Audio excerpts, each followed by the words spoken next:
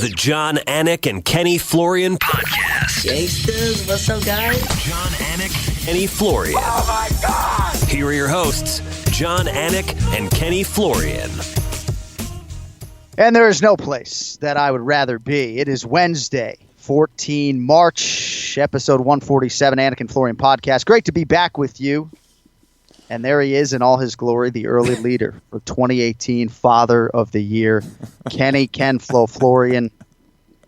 Good Wednesday morning to you, kid. Looking good. Little comb over today. It looks good. Yes. Oh, yeah. The lettuce is getting long, so I had to do something with it. Filming UFC Tonight later today, so, I had to look somewhat presentable. Right. Yeah. That's right. Yeah. It's a big day. You go radio in the morning and then TV at night. Exactly. So I know you've been busy, not too busy to get retweeted by the Girl Scouts of America, but you have been busy. I know. I mean, how big was that? That was the biggest thing that's ever happened to me. That was pretty cool. So we all love Samoas, but we all can't get retweeted by the Girl Scouts, Kenny. I mean, the guy's on the father payroll for 5 weeks.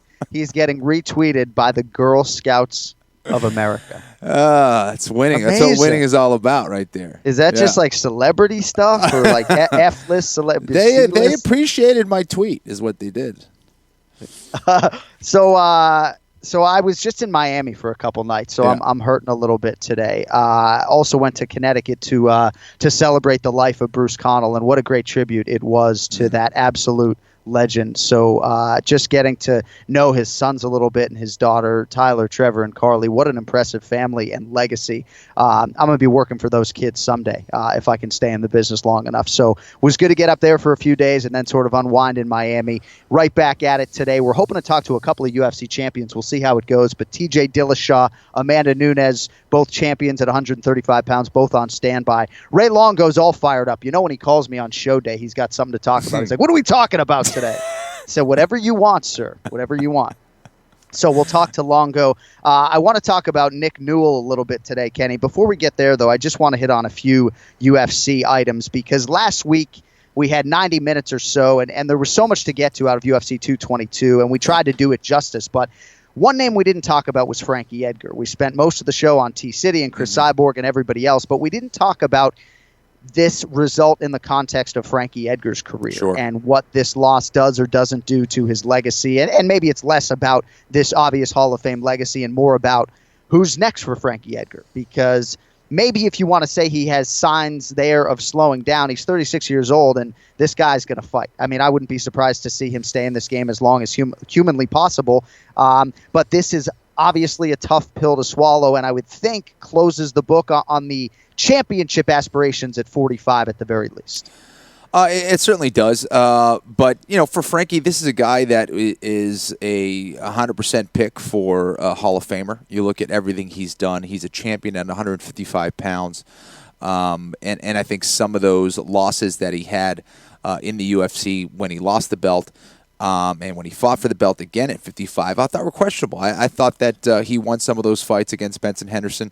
I also feel like, at 45, he's been doing extremely well. The only people he lost to was Aldo, really, at that weight class, and then this last fight against Ortega, a fight he didn't have to take. Right. And, for Frankie, he's been a guy who has fought everybody. He did not need to take this fight against Ortega. He took it anyway. It's just not in Frankie's style to kind of say no to any fight. It was still a big fight. It was a fight that a lot of people were excited about. But, the legend Frankie didn't have to take it. He could have waited around and said, you know what, I'm just going to wait for Max Holloway to get good, and then I'll fight him. Right. He didn't do that. It's an interesting case study here for a lot of the other fighters who sometimes do take those fights, sometimes they do not because of those risks involved. And I think it's amazing to see Frankie take this fight after being in the game for so long and go, you know what, it doesn't matter. Yes, I'm close to this title shot. I'm going to take this fight anyway. He was doing extremely well against Ortega. Ended up getting caught with that big elbow on the way in. and it was a miscalculation. It was a mistake, and these things happen in this game. When you're fighting as many hours as he has in the octagon, does he still have? He's definitely in the top 3 most amount of fight time, right? He's number 1 all time with north of 6 hours, Ken. Okay, that's insane. All right, so mistakes are going to happen when you're fighting that long in the octagon, and for Frankie, a lot of people have been talking about him fighting at 135 pounds. I would like to see it. Give him a big fight. How about him fighting someone like a Dominick Cruz? I think that's a fight that makes a lot of sense. I know Dom isn't going to just take any fight. He wants to take a fight that makes sense for him, that's going to elevate his status. I think both those guys, if they fought each other, it would elevate their status. That's a super fight. That's a fight people have been talking about for a long time, and I would like to see it happen. There are a lot of options for Frankie Edgar, and in sort of putting a bow on the T-City stuff, I feel like maybe internally, not only was he thinking about the layoff, which had extended to May of 2017 when he lambasted Yair Rodriguez, but in terms of Brian Ortega, maybe felt like, look, if I can't beat this kid, this undefeated kid who is all the rage right now, then maybe I'm not going to beat Max Holloway. So let's stay active. The show money doesn't hurt. He's a guy I haven't fought who was on the rise, and obviously he fell short that night. All of that being said, Frankie Edgar is going to be a guy who is never going to be without options, and he has them now at 145 pounds and also at 35, as you mentioned. He has had hesitation in the past to move down to bantamweight. My informed speculation says it's not because he couldn't make the cut. It's because he had unfinished business at 145 pounds, and cutting weight is not fun for a lifelong wrestler anyway. So if he was having success and realizing success at 45, why do you cut down? But I think we should start there, because if there is still a championship aspiration and still a desire to win a title in a second division, despite all of the big names and a guy like Jimmy Rivera on a 20-fight winning streak, at 135 pounds, it might not be unlike your situation, Ken-Flo, where he moves down, one win gets him a title fight, and guys like Dominick Cruz, Cody Garbrandt, maybe even Rafael Assunção are out there and would probably like the big-name fight that Frankie Edgar represents to them. Right. So I wouldn't be surprised to see Frankie Edgar's next move be there. Sounds like for you, the Cruz-Edgar fight would be your dream scenario at 35 in terms of the names we laid out? Absolutely. And I think, for him, it's not that he can't compete at 45. Obviously, the guy's been doing tremendously well. He's a former champion at 155 pounds. It's a different sport now, obviously. But at 45, you look at what he needs to do to get back into that title picture. He's going to have to fight some tough fights, and he might have to fight a little bit more than 3 fights to get back in there. I think at 35, he could fight potentially one, if he's able to beat someone like a Dominick Cruz or a Jimmy Rivera at 35. He could be in the title picture in his next shot. You know what I mean? That's a name that's coming down from 55, 45 into the 35-pound division, and making it that much better. That 35-pound division, man, the bantamweights are absolute beasts right now, and he can inject a little bit more drama into that division. Now, ultimately, my prediction would be that his next fight is in the featherweight division, but I could be wrong. I think I would like to see him go to 35. But again, real quick, Kenny, guys, at 45, you got Josh Emmett, Ricardo Lamas, the Korean Zombie, Chan Sung Jung, Doo-Ho Choi, all guys there who I think are coming off a loss, so some sort of scenario would align there. Yeah. Darren Elkins seems to be the only guy out there, and he might even have a fight on the books, but who Frankie Edgar hasn't fought. That would have some value, and that value comes in the form of Elkins' 6 or 7 fight winning streak at this point. So there are some names at 45. I'd love to see him fight Ricardo Lamas, right? I mean, that's a fight that we have not seen. That has a lot of intrigue for me. So I think my best guess is you see Frankie Edgar versus Ricardo Lamas at featherweight. But if Frankie is truly driven by that 35-pound gold, I think now would be a good time to say, you know what, even though this isn't the way I wanted to go down, he wanted to go down to 35 trying to become a 3-division champion. Yeah. That's not going to happen, but I still think it might be the time. The time might be now with a lot of big fights down there if he chooses to do so. Yeah, and I think you're right. He'll most likely fight at 145 pounds. I just feel like, and this is no offense to those gentlemen at 145 pounds who are tremendous fighters, but those guys that are in that top 5, you mentioned guys like Lamas, Emmett, and those guys. I mean, does he have anything to gain by fighting that? Does it elevate his status? I mean, right. Don't get Kenny Florian out of bed. See, you know what I mean? Josh Emmett is not getting Kenny Florian out of bed. Yeah, but Dominick Cruz, I'm excited about. You know what I mean? Yeah. That would be an amazing fight, and I don't know. we'll see what Frankie does. All right. Well, just wanted to hit on that a little bit because it got lost in the shuffle of last week and everything that UFC 222 was, which was a huge show, obviously, for the MMA leader. So Luke Rockhold, Polo Blue, we didn't touch on that. I know we're talking about you and the Girl Scouts of America, but Luke Rockhold, Polo Blue, you got Minotauro energy drink in Brazil now. I don't know if you saw that. I did not see that. Good for Wow. him, capitalizing on his legend. And then, of course, Conor McGregor's Burger King spot. Spicy crispy chicken sandwich. Kenny, have you watched this Burger King spot? I've watched it probably 60, 70 times. I have. Okay. So when I hear him say spicy crispy chicken sandwich, every time, I can't even say that. Spicy crispy chicken sandwich. And I know people are annoyed by my tweet, but when I push something out there, there's no agenda. Like, yes, I'm happy for Conor, and I'm happy for any UFC or mixed martial arts athlete that realizes a high-profile sponsorship. All I'm saying is that as a salesman, as a pitchman, Kenny, he says spicy crispy chicken sandwich. In that accent, it makes me want to go buy one. Well, it's interesting. I remember after his first fight that we had the opportunity of being able to call, I remember, he said, I just had a gluten-free pizza, and that was his cheat meal. He had a gluten-free pizza, and now he's promoting a Burger King spicy chicken sandwich, whatever. But anyways, let's talk about how far we've come as a sport, where I would tell people, so what do you do? And it's, I do MMA. What's MMA? What's UFC? What is that? And now we have a UFC competitor, fighter, champion, who's now promoting something like Burger King. I think that's pretty damn cool, man. We've come a long way. And for Conor, he continues to make money outside of the octagon. It's amazing, man. He's become quite an impressive businessman. And I know you can't even get the name of the sandwich right. I can't. Maybe by next week's show. But shame on McDonald's, too. I know this isn't your genre, Ken-Flo, okay? No, it's not. What is the sandwich? His name is Conor McGregor, right? McDonald's, Mac Jr. I mean, a lot of different ways you could go. And how about this? With the whole Trump-Russia thing that's going on. One of the characters, Sam Nunberg, actually made a reference to Conor McGregor. Like he said that the champ does whatever the fuck he wants. That's literally what he says. They're like, what are you talking about? And he's like, oh, the champ. Like, who's the champ? He's like, Conor McGregor, my favorite fighter. Yeah. Like, he's literally that's crazy.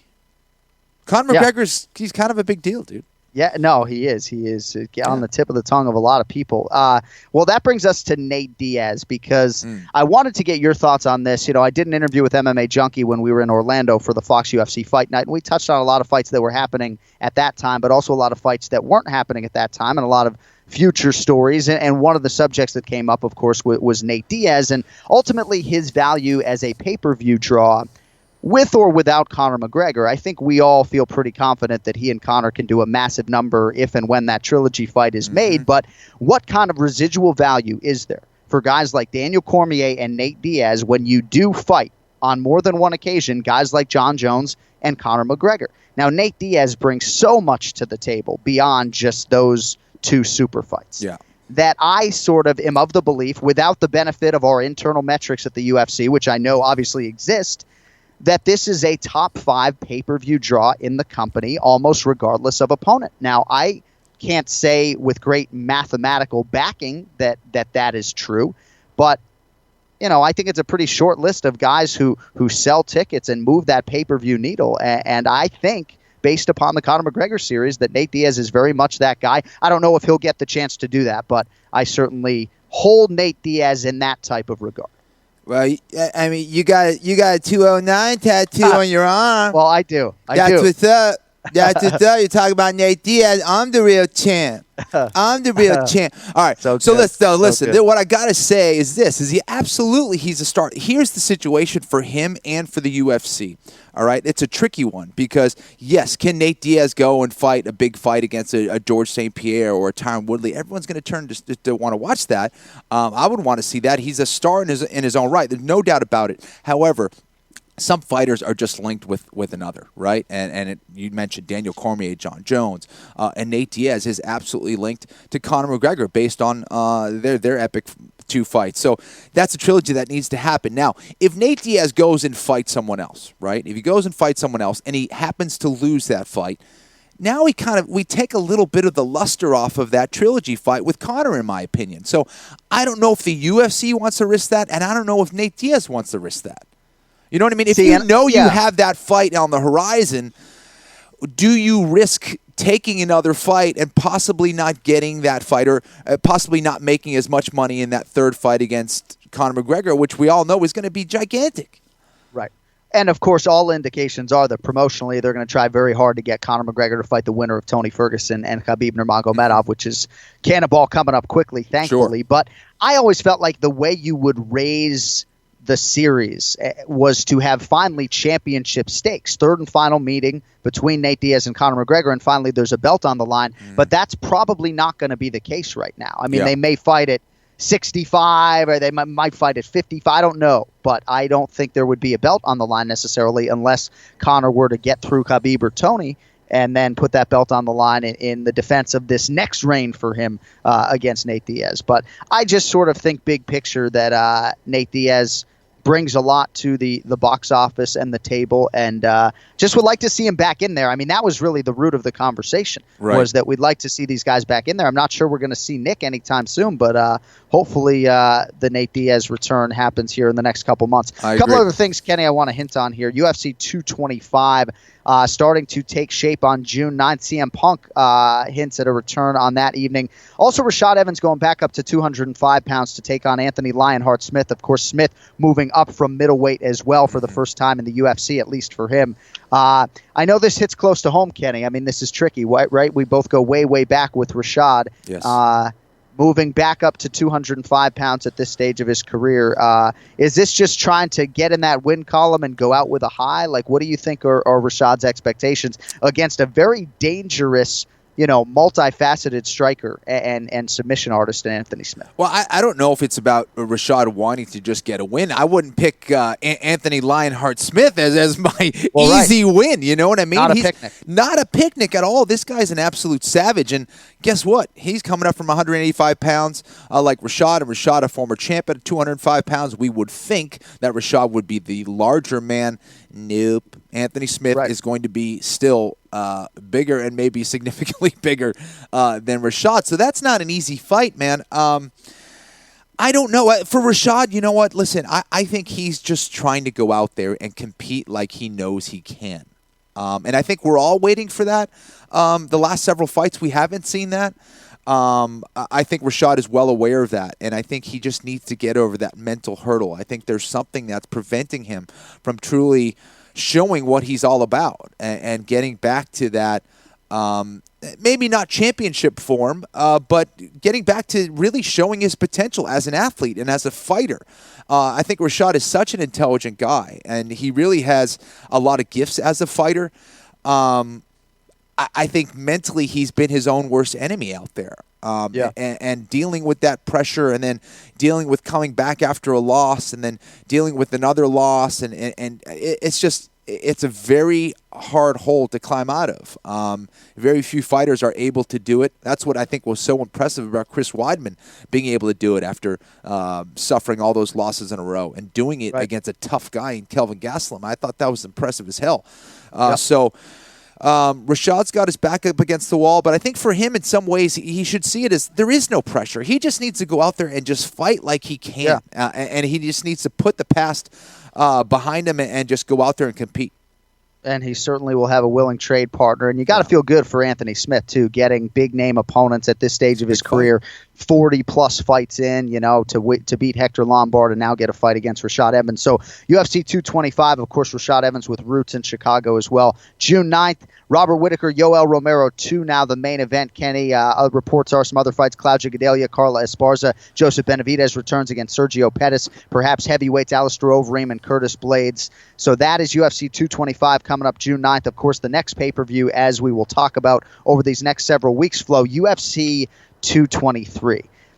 I'm smiling. Yes, I'm smiling if you get video. Khabib Nurmagomedov, Tony Ferguson. I should probably say Tony's name first, but I bring it up to you today in the context of nobody that I respect picking Tony Ferguson right now to win the fight. And I don't even have to ask your ass right now to know that you're going to pick Khabib Nurmagomedov to win this fight. He's 25-0. I understand he's never lost a round in training or sparring, but my argument on the other side, and again, I'm calling the fight, I'm not picking it, is that Tony Ferguson on paper to me is the most accomplished 155-pound fighter in UFC history, certainly in the modern era, to have reeled off 10 consecutive wins. And by the way, one of them was against Rafael Dos Anjos in Mexico City at altitude, if I'm not mistaken. You know, I think people lose sight of what Tony Ferguson has done and instead want to focus on wayward moments in the fight against Lando Venata, right, on short notice and say, oh, I don't know. I mean, I understand what he is up against. I understand why the experts seem to all be falling on one side of this. But can we at least acknowledge what Tony Ferguson has been and why you'd be foolish to go to the window, in my opinion, and place a big bet against him? You make some tremendous points. Tony Ferguson is a winner.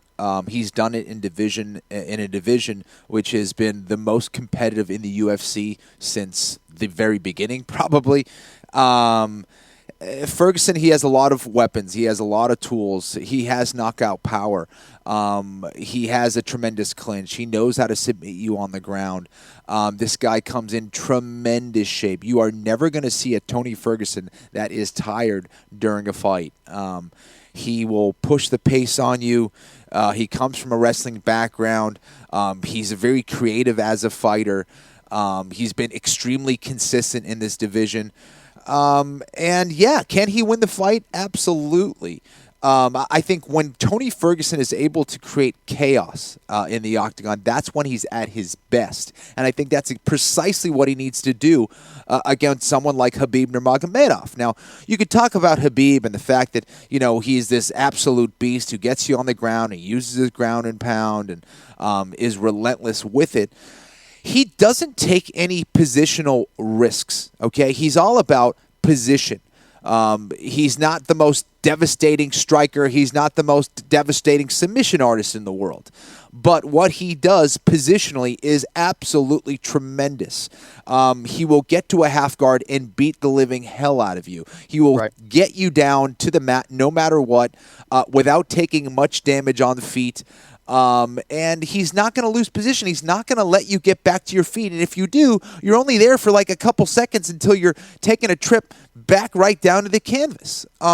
So for Khabib, he just doesn't take a whole lot of risks with his game. That's what makes him so great. He knows exactly what makes him so tough as a fighter, and he sticks to it. He's not out there trying to do something crazy on the feet, and he shouldn't.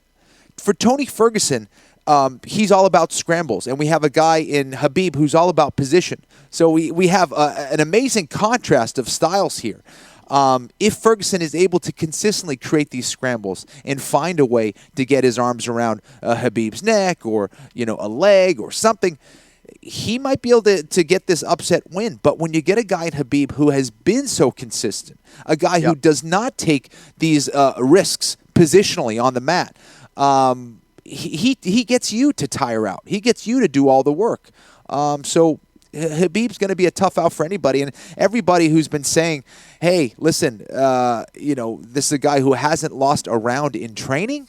I mean, how do you bet against that guy? That's the problem. And, you know, I have a buddy of mine who is a very, very high-level, accomplished Brazilian Jiu-Jitsu competitor, Brazilian Jiu-Jitsu black belt. And he had the opportunity to train with Khabib. And I thought that he'd at least be able to catch him or whatever, and he was not able to catch him. He said he really couldn't get that close. He said Khabib just was able to just keep position and didn't take a whole lot of risk, but he just wasn't able to get around. The guy is just so damn strong. He said he wasn't able to do anything to him. And you're talking about a world-class Brazilian Jiu-Jitsu black belt. Let me stop you right there, Ken-Flo, because I don't want to keep this man on hold any longer. Back to that topic in a second. But joining us now on the guest line, another guy who historically, I think, doesn't get the credit for being the all-time great that I perceive him to be. Two-time current undisputed UFC Bantamweight champion of the world, TJ Dillashaw, is with us. TJ, appreciate you breaking off a few minutes for us today, man. How are you? Oh, of course. Thanks, John. I really appreciate it. I could listen to Kenny keep going on, though. I'm in no rush. well, we appreciate that. No, I need taking notes, I'm sure, before you place your 223 bets. But so Ken-Flo's a father about 5 weeks here. How's fatherhood been for you? You're not all that long into it, I guess, right?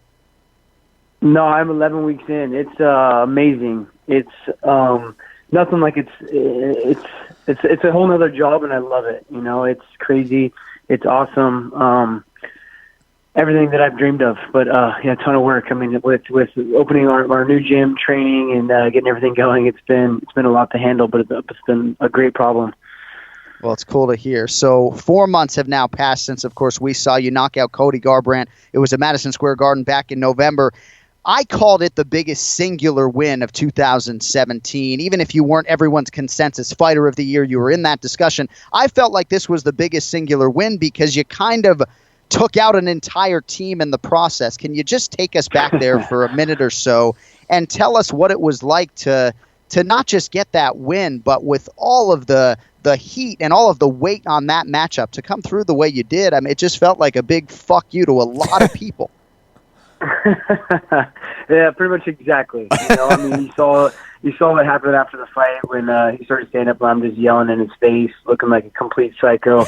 I mean, I was just releasing all that, yeah, pretty much a whole year of frustration. Actually, a lot longer than that. I mean, ever since I lost that fight to Cruz, that I never felt like I lost. I was trying to get that fight back and then get my belt back, as well as having to deal with all of Team Alpha Male and all their ridiculous antics.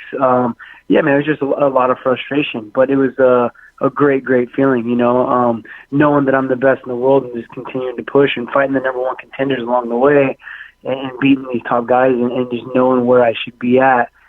I think that's maybe more where the frustration was coming from, and then those other guys just added to it. You know, I mean, it was a big fuck you to the whole team. I even had to yell at their corner on the way back afterwards because they were giving me shit, not all the way through the whole camp, through the fight, through so much. You know, I mean, those are all guys that I called really good friends at one point in time, and for them to flip the script and to get on me like that was it was real satisfying to kind of throw it back in their face. No, I'm sure. And I know that the people who really know you were just genuinely happy for you because there's a good egg in there sometimes, despite what the perception out there is. So how soon do you watch a fight like that back looking for technical improvements? I mean, I'd imagine there was more in that fight that you liked than you didn't, but I got to think there are some things you saw that you'd like to shore up a little bit. Oh, absolutely. I mean, kind of right away. As soon as I got back into town, Dwayne was already had me back in there watching that fight, as well as looking at possible future opponents. I mean, the guy doesn't stop. You know, we're always looking to get better, and there's not really a time off. Even when you're injured, he got me in there watching tape and doing the right things. But getting back at it and watching that fight, there's definitely some things that I needed to tighten up, some things I could have taken advantage more of. Some openings I've seen that I didn't react on at the right time. So instantly getting back and watching tape, really. You know, TJ, to go back to what Anik was talking about with you screaming in Cody's face, I think that's like one of the most memorable experiences that I've had watching a UFC fight. That is like singed into my memory for whatever reason. That's going to go down as like an iconic picture. That picture is just absolutely sick. But anyways, TJ, so at 135 pounds, if you're not able to, we're going to talk about the Demetrius Johnson thing, but if you're not able to get that fight, what fight at 135 pounds makes a lot of sense? Because you look at this Cody fight, and I know you're kind of upset about it in a lot of ways because you had to wait, right? They didn't give you that immediate rematch against Dominick Cruz. And obviously you won that fight pretty quickly by knockout. So, but you can argue that might be the most profitable fight for you in some ways because you guys know how to hype a fight. But there's that Dominick Cruz fight out there as well for you. What's the fight that makes the most sense in the bantamweight division? You know, I guess you kind of hit the nail on the head. Is that, you know, I don't think Cody would deserve a rematch. You know, I don't think he would. I mean, you know, going through and for me fighting those number one contenders to get back to where I was at, losing a split decision loss with having some defenses behind me winning that belt. I mean, the guy had a good fight against Dominick Cruz, but other than that, he's never defended his belt. He hasn't fought anybody else in the top five. You know, so it's not like he deserved. But yes, with all that drama, all that build-up, I do think he's the best fight for me at 135, and I got the guy's number. You know, so why not why not take him out again and get paid handsomely for it, But what I really want to do, like you said, is that I'm looking for that Demetrius Johnson fight for the fact of my legacy, for the fact of being the best pound-for-pound fighter in the world that I believe that I am, that I want to get out there and prove it. So that's something I got my eyes set on. But, Cody does seem like a great matchup to come back to. There's people that want to see that fight too. He's very loud and brash and makes a lot of attention. So yeah, he would be the most profitable fight for me. Dominick Cruz too hasn't fought since he's lost his belt either. He's been injured, so that's one where he's kind of not been very relevant either. And TJ, what as far as fighting DJ? I know you said you wanted to go down 125 pounds. Is that still the case? You would go to his division to fight him? Absolutely, yeah. I can make the weight. I'm a small 135 pounder. I've already continued to. So I don't know what's going on. I'm kind of in limbo right now. So I've kind of held my weight neutral. I'm the leanest I've ever been walking around outside of camp, not getting ready for a fight. Continuing to keep my weight in reachable 125 position as long as this fight happens. Because I've talked to Demetrius Johnson. He wants this fight to happen. I want this fight to happen. We both know when we want it to happen.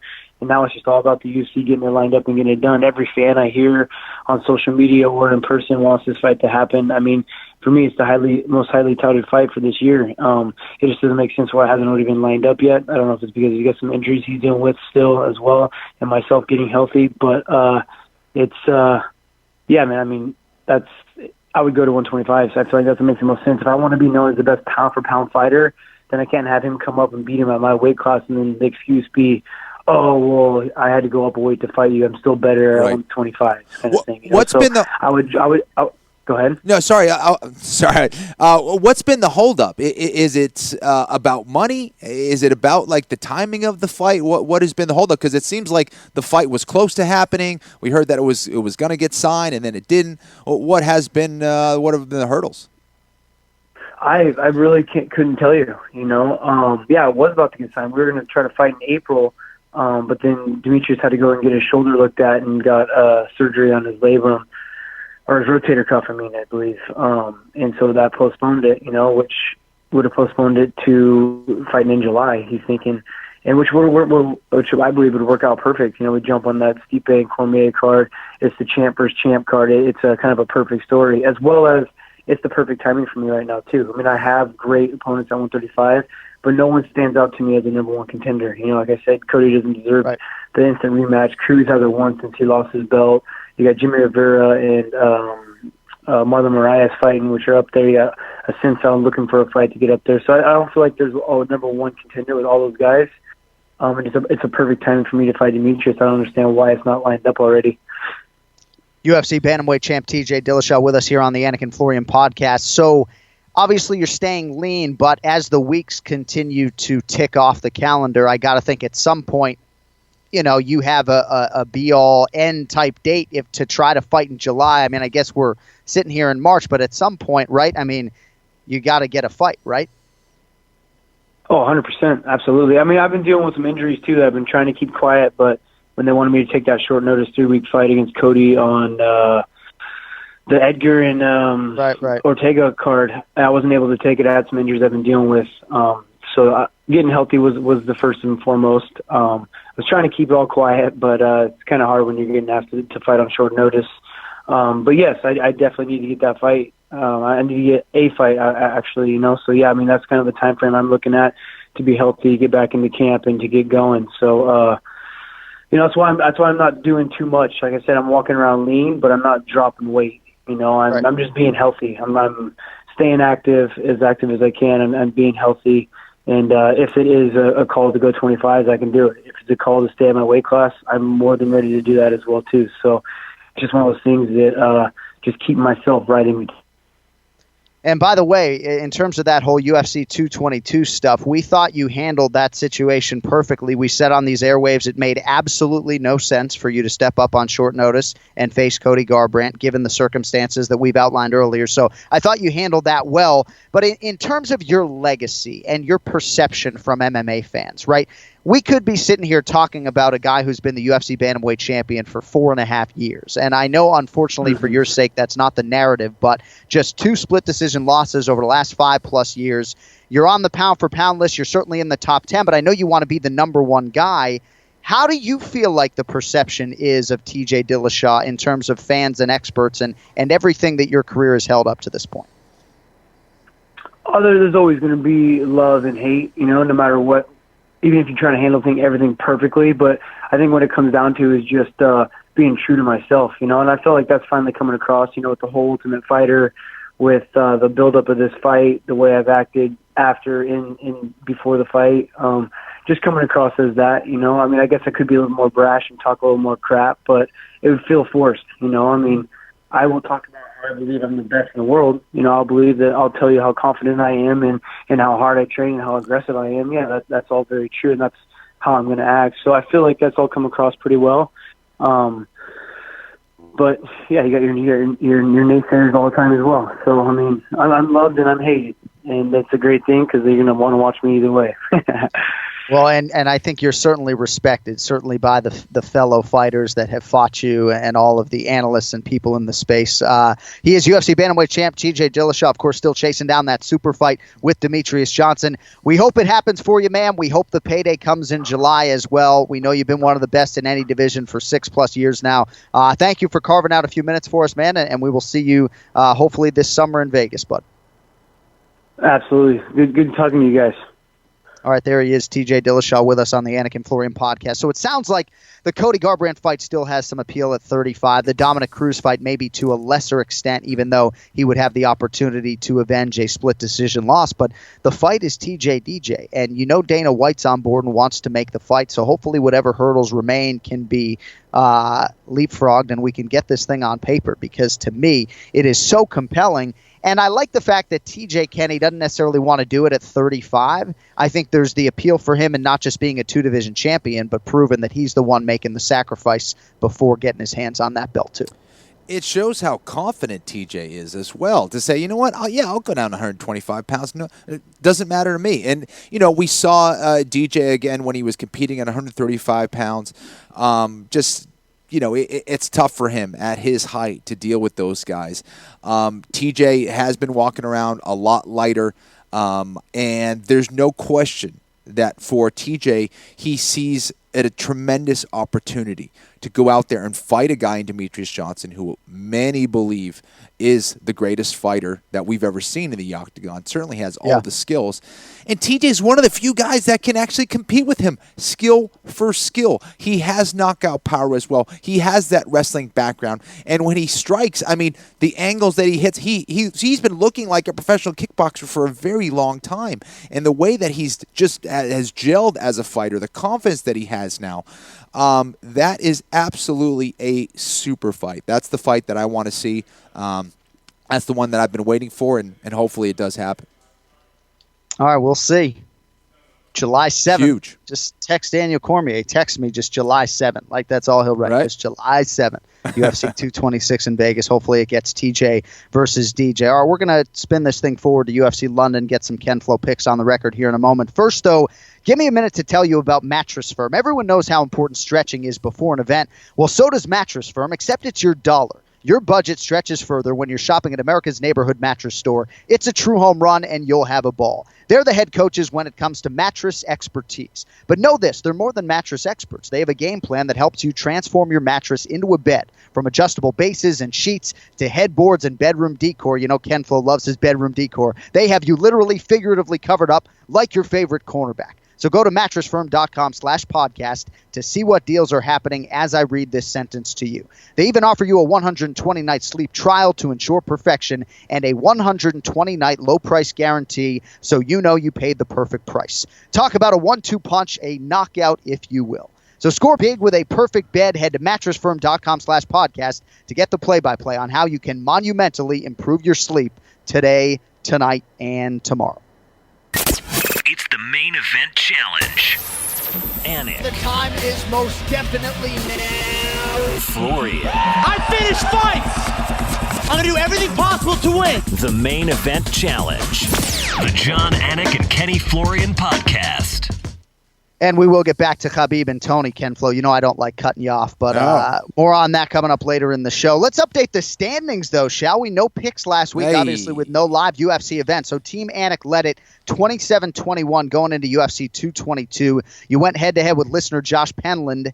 3 big points just on the Cyborg fight alone for Team Florian. So you had the round, the method, all of that stuff, right? You also had Brian T. City Ortega, 2 points there for the underdog special.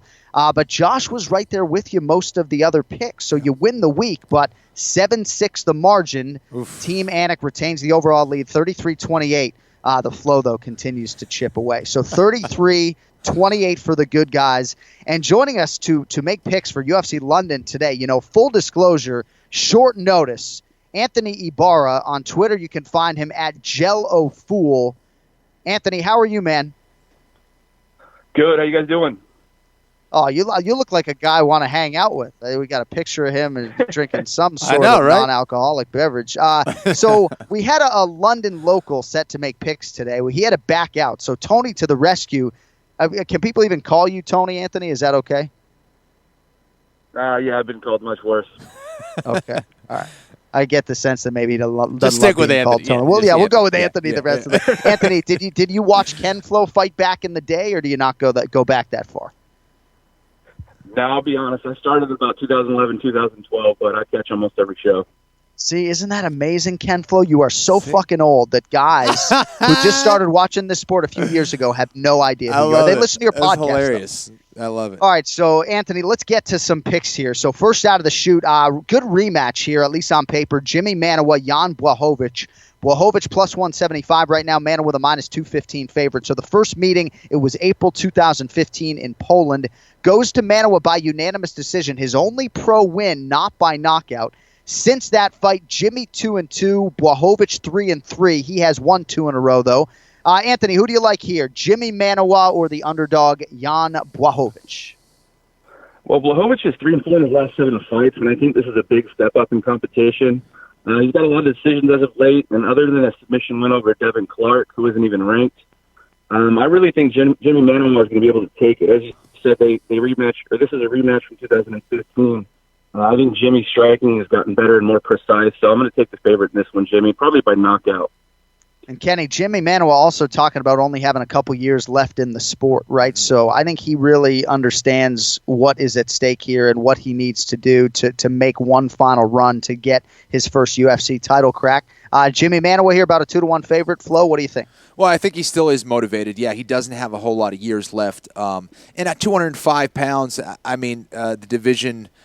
as far as him being able to get that shot, he knows the time is now. So I think he is motivated. I think he's the more technical striker, and he certainly hits harder. I got to go with Manawa. Time has absolutely got to be now. And I know it's a tricky spot for a lot of these light heavyweight contenders and the heavyweight contenders to a lesser extent. But, of course, their belt is idle, at least right now, as Daniel Cormier moves up to challenge Stipe Miocic this summer. All right, main event. And speaking of sort of some of the division holdups here, could affect these guys potentially. But this main event, I would think, at least produces a contender that is going to be on the short list here towards the end of 2018. So Fabricio Verdum, minus 215. Alexander Volkov, plus 175. Volkov, the lesser-known guy, but you do your homework on him. You understand why he's getting this opportunity. Top 5 in the world, undefeated in the UFC. He's won 5 straight. A lot of experience, 35 pro fights. He's won 29 of them. Skilled fighter, perhaps some value on him at plus 175. The question is, Anthony, does he have enough right now to beat the former champion Vai Cavallo, Fabricio Verdum? I don't think so. His last 3 wins were Stefan Struve by KO in a decision with Roy Nelson and Timothy Johnson. I'm not super impressed with those last 3 wins, especially since Struve just got knocked out by Asian Andre Arlovsky.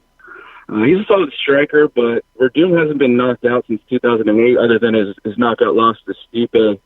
Verdum's 3-1 in his last 4 fights, but he's hungry, and he's a company man now, as you know.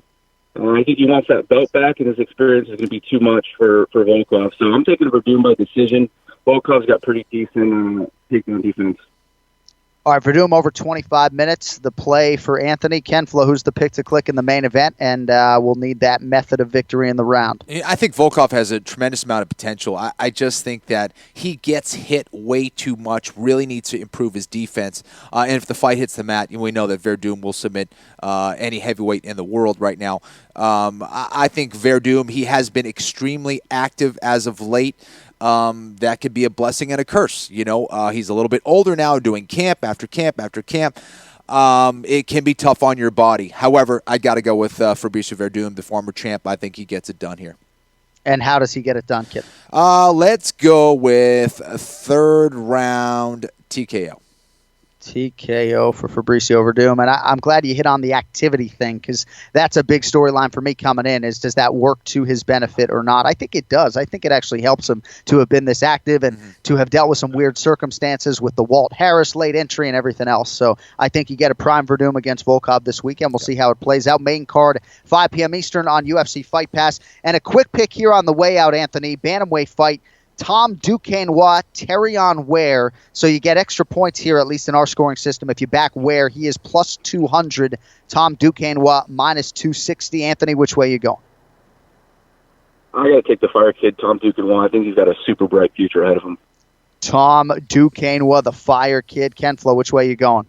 I'm going to go with Duquesnoy. I think he learned a lot in his last fight. So I'm going to go with Duquesnoy. All right, Anthony Ibarra, appreciate you listening and, more importantly, for stepping up today, buddy. We'll have you back for a pay-per-view later this year. Thank you, man. Thanks, fellas. I just want to say on Terrion Ware, by the way, 17-7 overall, never been knocked out in 24 pro fights, 0-2 in the UFC, but his losses to the Sugar Show, Sean O'Malley, and Cody Stamann, both on points.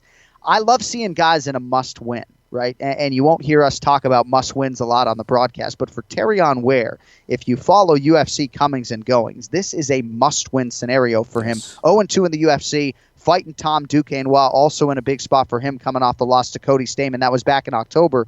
I'm excited to see what guys can do when they're put in this position, back up against the proverbial wall. Yes. Terrion Ware's got a lot of skills on the feet, and I think he should get a chance to use them here against Tom Duquesnoy. So big fight there among several that you can see on Fight Pass this weekend. And yeah, Duquesnoy and Terrion Ware part of the main card. That's 5 p.m. Eastern on UFC Fight Pass. So as we were saying about UFC 223, Kenny, and we'll get to Ray Longo here in about 5 minutes, you were talking about Khabib not losing rounds in training. And I just think it's so hard, based upon what we saw him do his last time out, to state a case for the other guy. I watched Khabib Nurmagomedov do what he did in the Edson Barboza fight, and I left thinking, this is the most dominant force in the game in any division. So even though I sit here and say that I think Tony Ferguson is the most accomplished lightweight of all time, he is fighting the guy who, in my opinion, right now in 2018, in any division, I don't know if that means I think he's the pound-for-pound best, but Khabib Nurmagomedov and not anybody else, to me, is the most dominant force in the game right now. And it's interesting because in Khabib, you get a guy that you know exactly what he's going to do. You know exactly how he's going to do it, and you still can't stop him. He's like Wayne Gretzky back in the day, right? I mean, you can't stop him. You only hope to contain. And Khabib is just, he's that kind of dude. And again, it's a safer game plan. When you go in there, when you're that high level of a grappler and you have those kind of takedowns that Khabib has and that style of takedown, which people aren't really onto yet. I think a lot of people are still shooting doubles and singles, and you make yourself very susceptible to a flying knee or an uppercut. For Khabib, he gets to that clinch and he gets there very safely for the most part. Sometimes he throws a little bit wild on the outside from the feet. That's where he needs to be careful going forward against a very good counter striker like, say, a Conor McGregor going forward. But he gets any of those guys in the clinch, they're going for a ride. They're going to get some Nurmagomedov air miles, period. And when he gets on top of you, you're not getting out. And if you do, you're going to get up bloody, dizzy, going back to your stool asking what bear just attacked you. So for Khabib, man, yeah, he's a huge guy for the division, a tough guy to deal with, and I just don't see anybody beating him in that division. But again, if there's someone who could pull it off, it's a guy like Ferguson, but he's going to have to bring that chaos. He's going to have to bring scrambling ability in there against Khabib. It's going to be a tall task, though. Spicy, crispy chicken sandwich. I mean, I can't get it out of my head. All this time you're talking about the spicy, crispy chicken sandwich. That's what it is. Spicy, crispy chicken sandwich. They don't put kale on that, Flo, by the way. No. That's just like frozen romaine. I'm sorry. Sorry. So, by the way, updated betting line for Rose Namajunas and Joanna Jędrzejczyk, JJ minus 155, Rose Namajunas plus 125. So, again, we're going to be talking 223 every single week, at least for 5 or 10 minutes. And next week, we'll touch on that fight a little bit. But Joanna Jędrzejczyk right now sitting as the slight betting favorite against Rose Namajunas. All right. 31-year-old Nick Newell. We're going to spend much more time on this next week when we talk to Luke Thomas, who has watched every bit of footage involving this fighter. Some of you know his story. Many of you may not. He is a congenital amputee. His left arm ends just below his elbow, so it extends a little bit below his elbow. He retired from MMA in October of 2015. He was 13-1 at that time, only pro loss by second-round TKO to Justin Gaethje, who is only right now one of the best lightweights in the world. So Newell returned. It was 5 days ago, LFA 35, won the fight. And now more so than ever before, he wants to fight in the UFC. And certainly this has been his aspiration for some time. But he's making the rounds right now and really trying to put the pedal to the metal. And again, we're going to talk in greater detail about this next week. But Kenny, how much have you followed Nick's story? And do you have a strong opinion at this moment as to whether or not this actually might happen for this young man? Right. I've met Nick. I've seen a few of his fights. A very talented guy, and who has accomplished a lot in this sport for a guy with one arm. I mean, that's absolutely amazing. It's an inspiring story.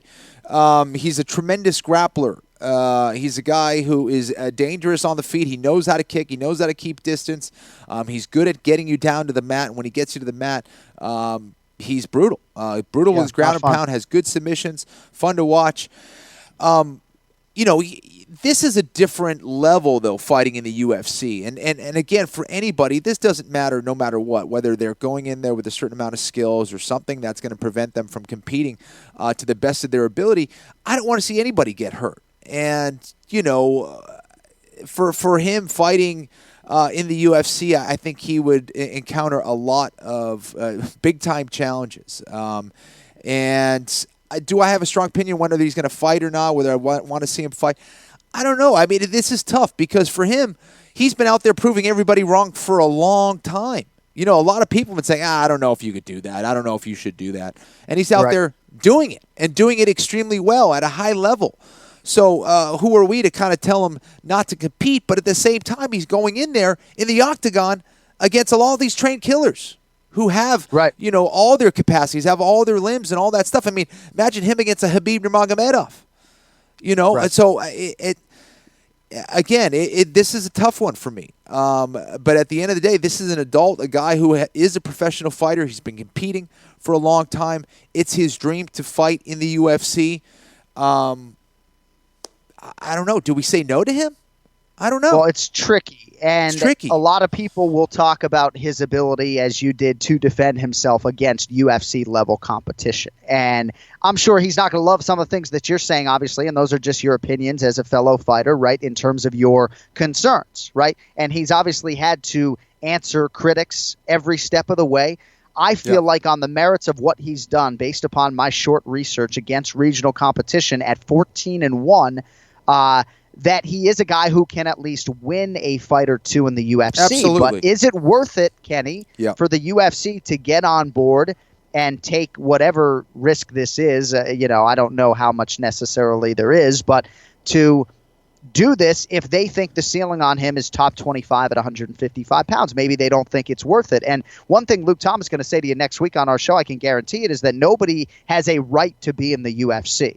I guess the father in me would love to see this kid who has seemingly done everything right to try to get this lifelong dream, get the opportunity to do so. Yep. And I also just feel like that's the only way he can scratch this itch, Kenny, right? Like he's not going to – it just in our sport, if I could even call it our sport, right, the regional circuit is not going to scratch the itch, right? It's one walk to the octagon for Nick Newell, and if you want to know which side of it I'm on, it's certainly on the side that would like to see him at least get the opportunity, but it's not without some pause. I want to hold it down, though, right there because we got a good man on the line. Let us get to the weekly Ray Longo Minute. It's now time for the Ray Longo Minute. I want you to punch a hole in his fucking chest. That's what I want. The Ray Longo Minute. Starring Ray Longo. The John Anik and Kenny Florian podcast.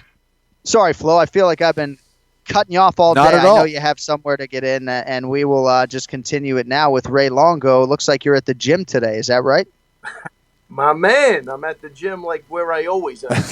Yeah, that's good. Have absolutely no life. I'm at the gym. That's my life. Is Chris Weidman still in the building? Kenny was just very serious. I love when he smiled. I love when he laughed. So is Chris Weidman still in the building, or has he gone home? He actually just walked out. He had to take his Okay, car to the yeah. body shop. He had to leave. Yeah, he's got basketball practice at 3 p.m. today, Ray, so I understand. Ixnay on the Amshnay. Okay, yeah, we'll leave it down there. You on guys the got Amshnay. celebrity. Can we continue the rest of this conversation in Pig Latin? Guys playing celebrity basketball with thumb injuries, but I know we're not here to talk about that, Ray. Basketball on the ummy thing. So no, he's got you know what it is with his thumb too, and I'm sure he was playing just right-handed, but it looks like they might have to reconstruct the ligament in his thumb, just similar to like an ACL surgery. Yeah, it's a really, I don't know. When you're talking about fighting, man, you want to be as close to perfect as possible, and I think that's the problem. I mean, he's definitely struggling with that, but trying to do whatever he can. But yeah, I don't know. We'll see what happens in the future. But right now, it looks like he might have to go back in for a surgery. Well, here's hoping that is not his fate. Great human being, yeah. Even better fighter, future Hall of Famer, and hopefully he's back, and it'll be a big spot whenever it happens. Ray, you heard us probably talking a little bit about Nick Newell. We're going to devote a decent chunk of the show next week to this. Have you ever encountered an amputee, either training or otherwise, and how do you feel about this entire scenario? No, I've never encountered an amputee training or even in competition. Man, really tricky, slippery slope. I don't know. It seems like transgenders can fight, people with no hearing, one kid. Who the hell knows? I mean, I think he needs, if he earned a spot in the UFC, and he did do good on the local circuit. He fought in Bellator, right? I mean, he lost to, I think, Justin Gaethje. I mean, that guy's no pushover. So, I mean, right. Well, I don't know. It's not something I would want to see, but I think, I don't, again, there's nothing saying you have to put him in the UFC, but if that's a dream of his, and I think he's probably done enough to at least warrant a fight and see what happens. So, who knows? So in terms of your guys, Aljamain Sterling, Al Iaquinta, how go the preparations? And I guess you're starting to sort of really hone in at this point, I would think. Yeah, well, certainly Al is. He's got a couple of weeks, but everybody's doing good. We got for those guys, it's Merab, Aljamain, and Sasaki, and they're all looking pretty good. So I like that. And Iaquinta is just starting to peak him now. He's really been pushing hard. Very excited for that fight. I think it's going to be a great fight. And again, my concern is just to make sure everybody goes in there as healthy as possible. And so far, knock on wood, so good.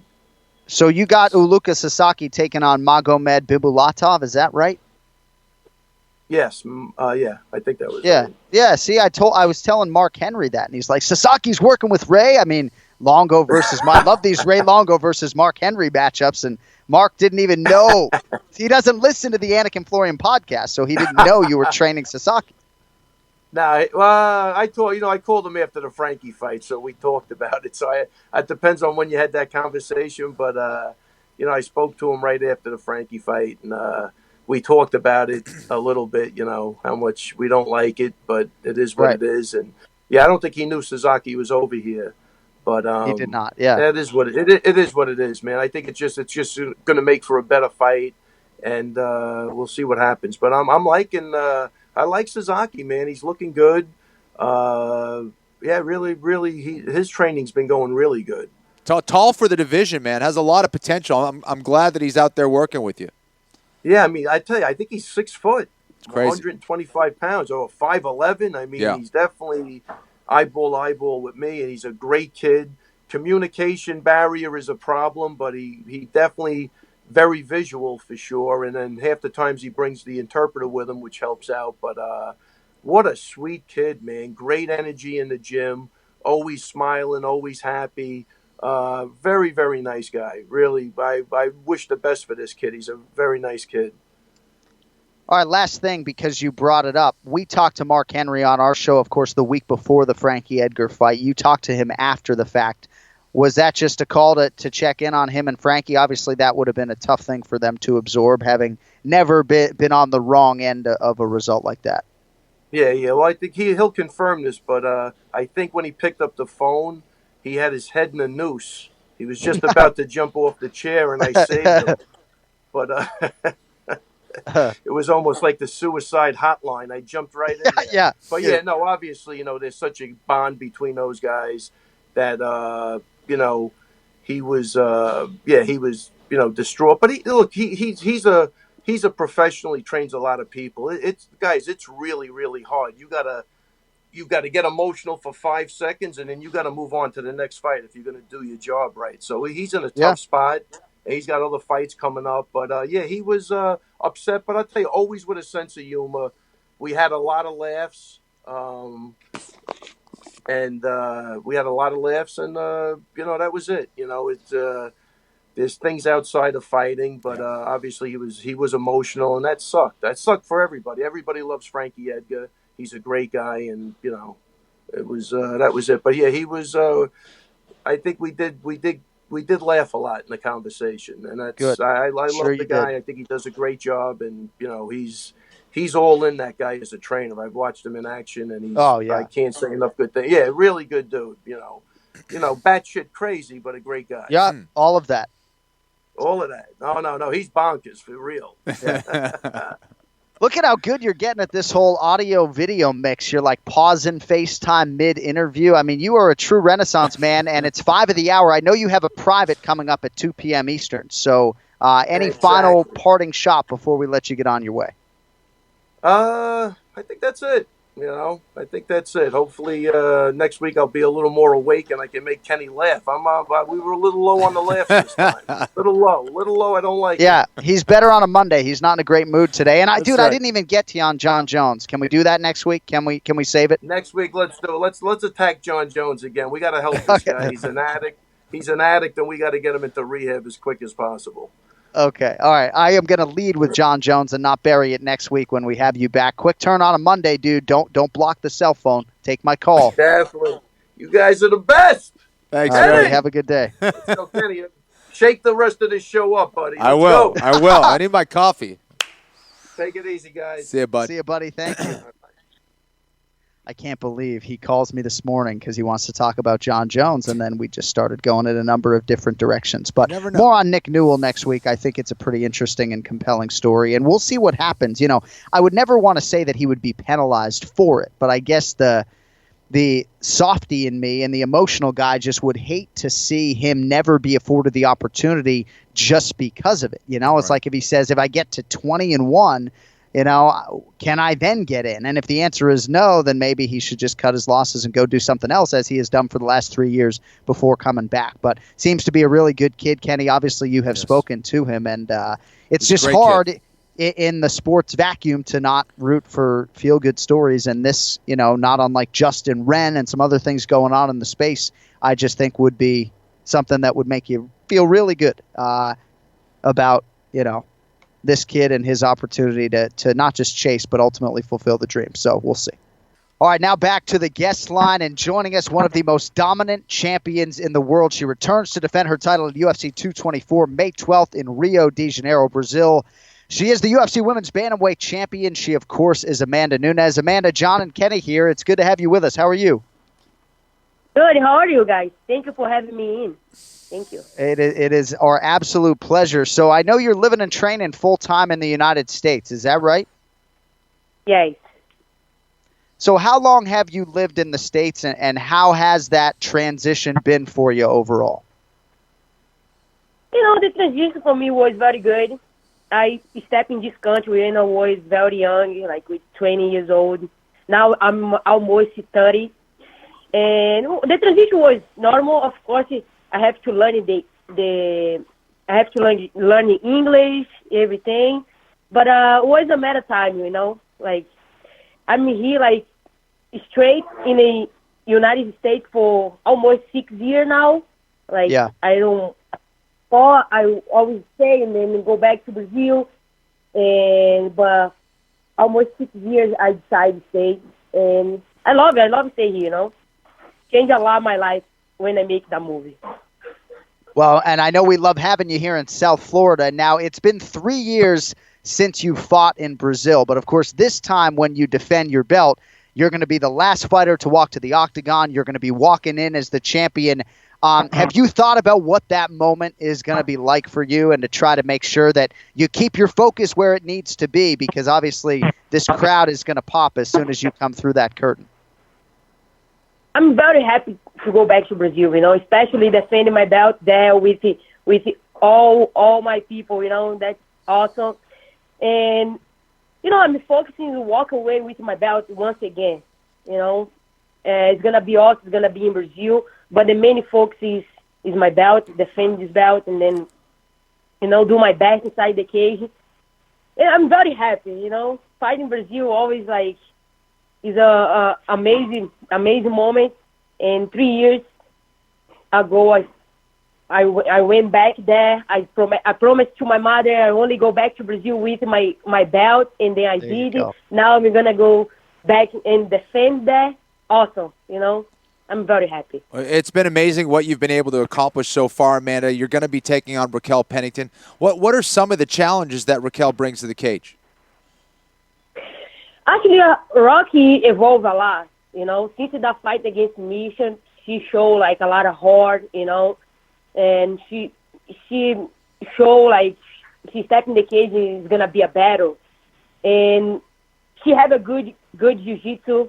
And, you know, this is going to be awesome because if he goes on the ground, it's going to be good for me as well.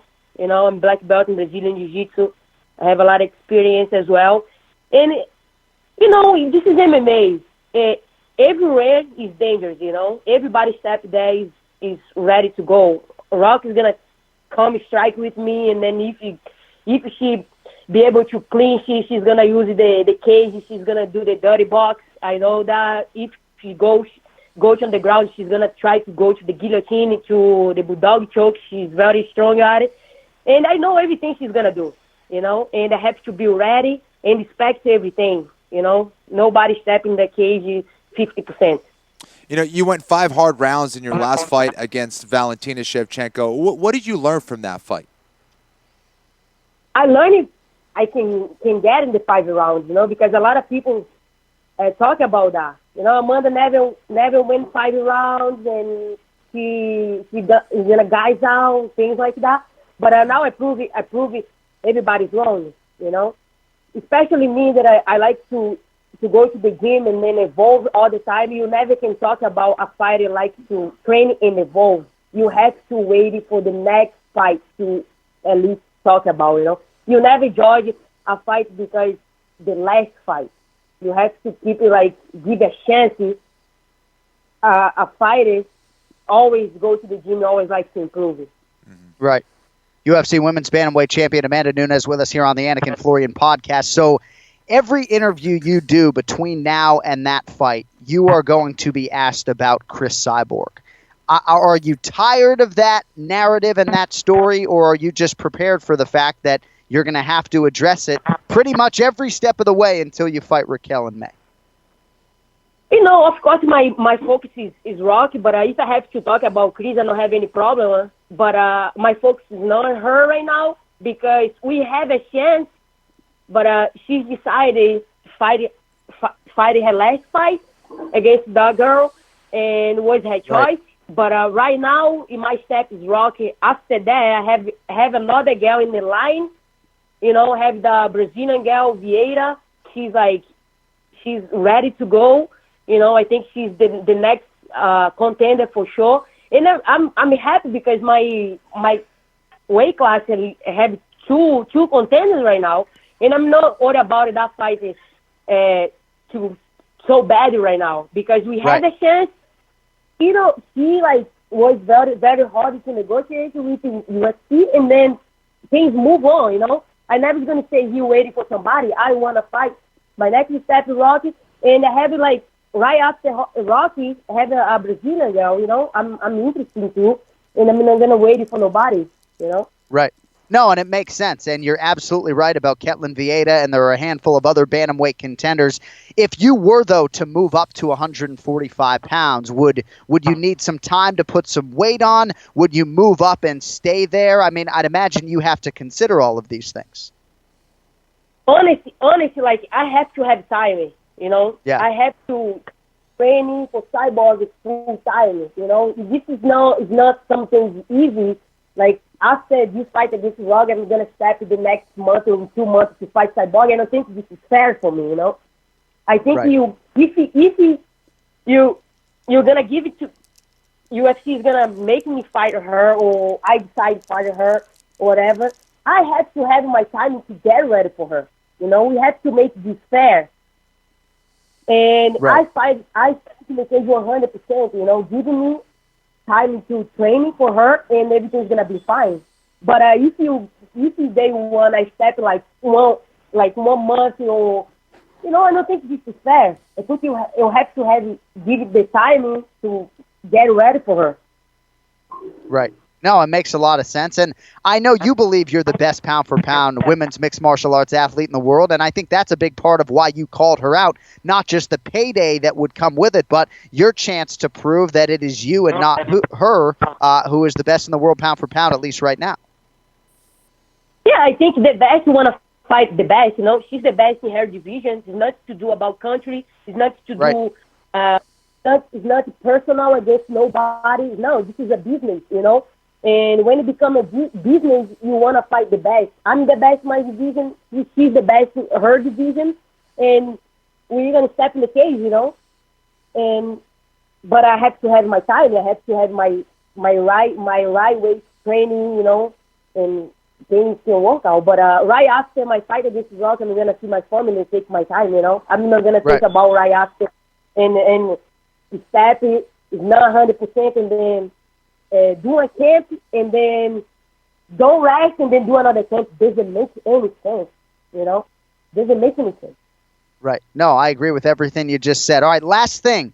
Your girlfriend, Nina Ansaroff, she had a big win her last time out. Amanda, you got to get her a fight, though. She's got to get back in there. You got the power. Let's go. Every day I talk to her about that. Mackenzie want to fight, right? Oh. Okay, bring him. Give Mackenzie to Nina. Why not? You know what I mean? Like, she want to fight. She just call out our teammate, Alex. But Alex is not even he training yet. She's like, she's gonna come back, but she's rolling, you know. Right. She have to come and then getting her schedule. But Nina's ready. Where's Mackenzie? Give Mackenzie to Nina, you know. She want to fight. Nina ready to go. I love it. Having Amanda do her dirty work. Well, that's a good call-out right there, and maybe they make that fight. She is the UFC Women's Bantamweight champ. Amanda Nunes defends against Raquel Pennington May 12th, UFC 224 in Rio. You can only see it on pay-per-view. Amanda, we love you. Thanks for the time today. We wish you all the best, and I guess we'll see you in a few weeks in Rio. Thanks for the time, hon. Thank you. We love you, too. All right, there she is, Amanda Nunes. And interesting, Kenny, too, to hear her talk about Ketlen Vieira, right? Yeah. There are a lot of considerations for Amanda Nunes when it comes to the Cyborg fight, but she's also not afraid to acknowledge that if the number one fighter in the world, the number one contender is Brazilian, there is no pause, Kenny. I mean, you know a lot of Brazilians, Chris Cyborg foremost among them, they don't want to fight their fellow countrymen and women. Amanda Nunes has no problem fighting Chris Cyborg. She's ready to get her mitts on Ketlen Vieira. I mean, I know maybe that doesn't sit well with all Brazilians, but I have a certain amount of respect for her willingness to take on all comers regardless of what flag's draped over your shoulders. You know? Absolutely, absolutely. To the point where, you know, I think Amanda was criticized because, you know, she was cheering for Tisha Torres when, you know, she was competing in her last fight against Andrade. And it's just ridiculous. You know, listen, but the Brazilian people, they're very, they have a lot of pride for their country. But listen, this is a business where you don't bring your whole country in there. It's one-on-one. You know what I mean? It's not. Yeah. This isn't the Olympics here. You got to go out there and fight and make as much money as you can. And there's a lot of great Brazilian fighters out there, and you can't just say, I'm not gonna fight a fellow Brazilian. Right. It's got to happen. It's got to happen. Amanda understands that very well, and I love her eagerness to fight whoever, whenever. And by the way, on the Tisha Torres thing, that's her dear friend, her sister, right? Her longtime teammate. Exactly. I mean, if you're not rooting for that person, right? It's like me, though. I wonder if I had a dear friend who was a New Yorker, could I still root for him in a cage fight? I don't know. I mean, I don't love rooting for Brian Stan as a Pennsylvania guy necessarily, so I don't know. That'd be tough. Thankfully, Ken-Flo's a Bostonian, made things very easy. Yeah. All right, good stuff from Amanda Nunes there on the Anik and Florian podcast. All right, that is going to do it for today. Thank you to our guests, TJ Dillashaw, Amanda Nunes, of course, Ray Longo. Quick turnaround, as I mentioned, for us on Monday. So we will be joined by radio star Luke Thomas. He'll talk about Nick Newell, some other items, UFC related as well, and whether or not he thinks Nick Newell's future should lie in the octagon and will. Ken-Flo, I know you got to get out of here. This show is not paying the bills. May RockyBJJ.com. It's 11677 Santa Monica Boulevard. I mean, what do you pay for that real estate, for that address? 11677 Santa Monica Boulevard, Los Angeles, California. It's May RockyBJJ. If you walk in there and tell them that John Anik is paying $10 towards your first class, I don't know what you get if you do that. But do that and see what they say. Just see what they say. See how they react. May RockyBJJ. Beautiful, Jim. Ken-Flo, if they want to see you, though, I mean, are there any times where you are absolutely there? Not for photos. I mean, you got to bring a gi, but is there any time of the week where unequivocally with the newborn, though, you're still there? I was there for the last 2 weeks, every single day. I taught 4 classes in one day. Absolutely. I've been there. Yeah. 100%. All right, that's good. Has your daughter, True Florian, been inside the walls of May RockyBJJ? She has not. She hasn't left the Florian compound too much. Good. Their immune system isn't very strong right now. So I know every once in a while. She's been out a couple times. We take her on the stroller. We go for walks. Yeah. No B12 shots yet, but no, I know. I know that you're too smart. You wouldn't have for that. I just wanted to make sure because I know these jiu-jitsu practitioners are a crazy people, and it wouldn't at all surprise me if they just ignored the doctor's orders. Can I touch the baby? Can I see the baby? Then you have to be a jerk and go, no, get your freaking dirty, sweaty hands away from my child. Yeah, it's cool. I only have staph on my back. You can't just ringworm. It's just ringworm. Yeah. All right, buddy. Good stuff. Good to see you. And we will talk to you in a few days. We are back on Monday with that for the Flow and our fine Fox Sports crew, Ben Wasorick and the rest. I'm John Anik saying so long for now. We'll talk to you in a few short days. Until then, yo later.